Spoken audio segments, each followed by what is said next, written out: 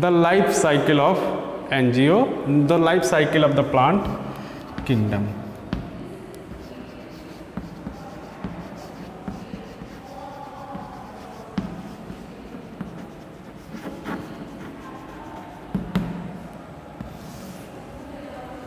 Especially the plant categorized into the various division. First is a algae, second is a bryophyte,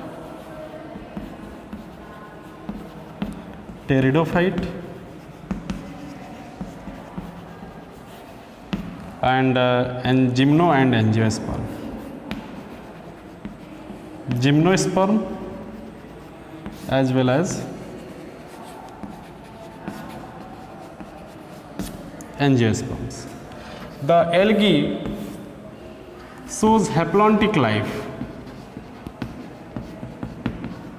Haplontic life. The bryophyte and pteridophyte shows haplodiplontic life, and the gymnosperm shows Gymnosperm and angiosperm shows diplontic life conditions, diplontic life cycle. This is also called haplontic life cycle, diplontic and haplodiplontic life cycles. What is a haplontic life cycle? If in the whole life cycle of the algae, if we observe, we find that the plant body of the algae, means green photosynthetic filamentous structure, is haploid in nature. Is haploid in nature, means whole plant body is haploid in nature.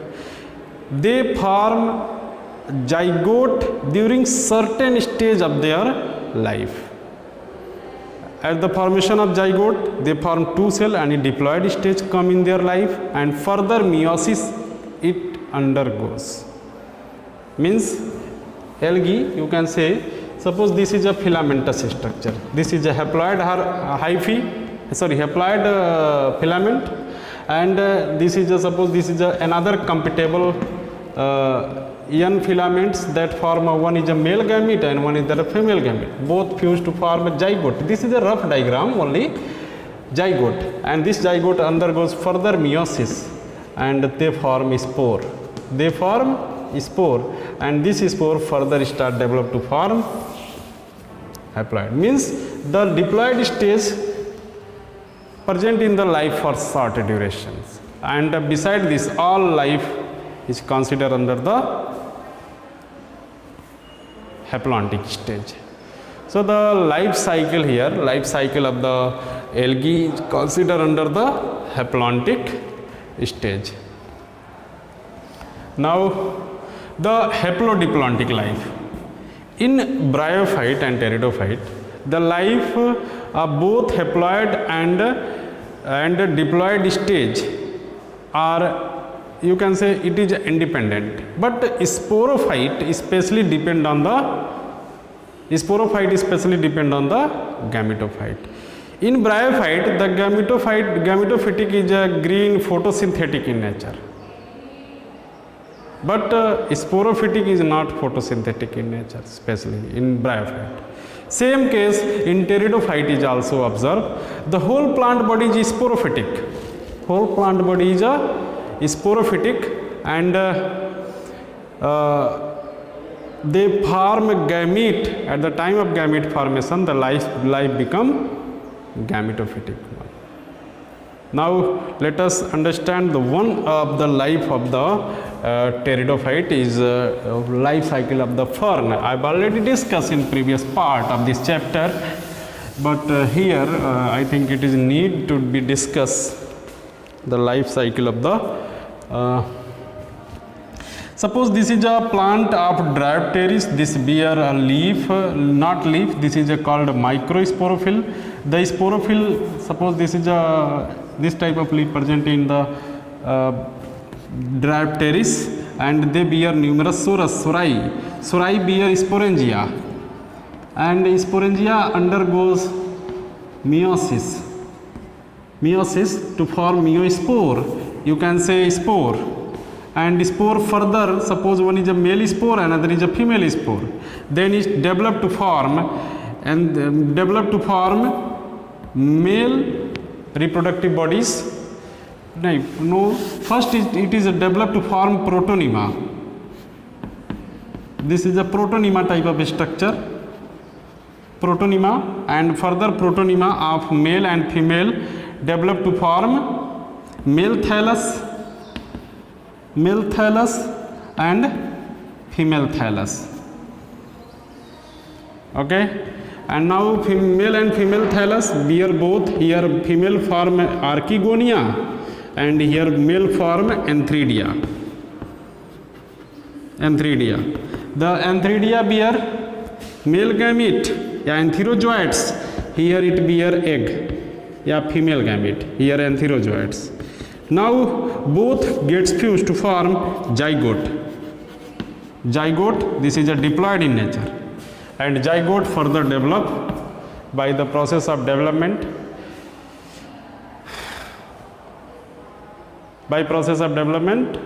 They form again Diapteris. But zygote is present inside the, suppose inside the archegonia thallus, and then archegonia like this is, suppose this is archegonia, and archegonia develop to form sporophyte. This type of structures observe, means the whole plant body divided into two equal partitions. One is a haplontic stage, another is a diplontic. This life persists throughout the life, and this also persists for long duration. Male thallus, female thallus also persists for long duration, because it is also green and photosynthetic in nature. It is a green and photosynthetic in nature. It is also green and photosynthetic in nature.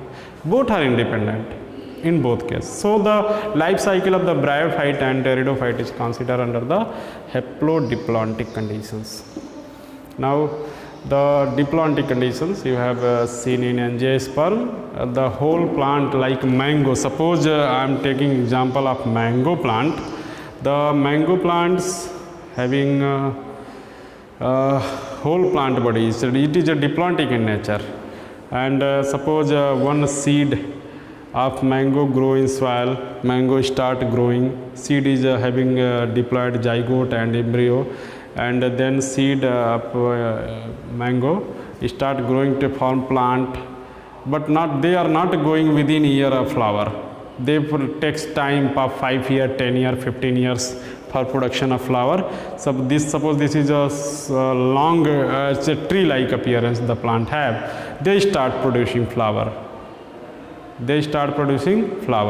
And at the time of producing flower, in the flower it undergoes meiosis, and they form male gamete as well as female gamete. That is a pollen grain having male gamete and female gamete present inside the embryo sac in angiosperm. Now let us understand this by diagram. Diplontic life, I am going to talk about diplontic life. I think suppose this is a plant, and taproot systems, this producing flower. Suppose this is a flower having two parts, androecium, and this is a gynoecium. Gynoecium bear embryo sac, and androecium bear anther. It produce pollen, it produce egg. Now the pollen grain having two male gametes fuse with the egg to form zygote. This is a pollen producing and egg producing. It comes under haploid stage, and whole plant body is produced under the diploid stage. Whole plant body is diploid in nature. Students, so this life cycle is considered under the diplontic life cycle.